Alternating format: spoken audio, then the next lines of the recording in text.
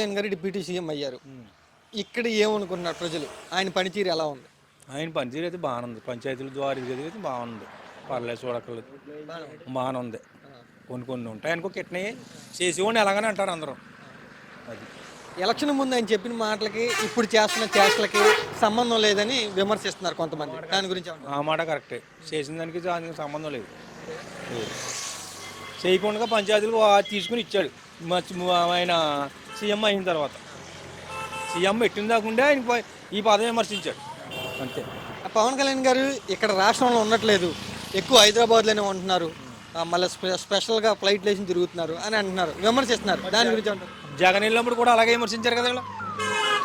ఆయన ఫ్లైట్ సొంత పెట్టి తిరుగుతున్నాడు, ఈ డబ్బు అంతా ఆటకి వెళ్ళిపోతున్నాడు కదా. అది అదే అదే అలా చేయొచ్చా పవన్ కళ్యాణ్ గారు? అంటే డిప్యూటీ చేయకూడదు. మరి ఆయన కూడా ఆయన చేయకూడదు, ఈయన చేయకూడదు.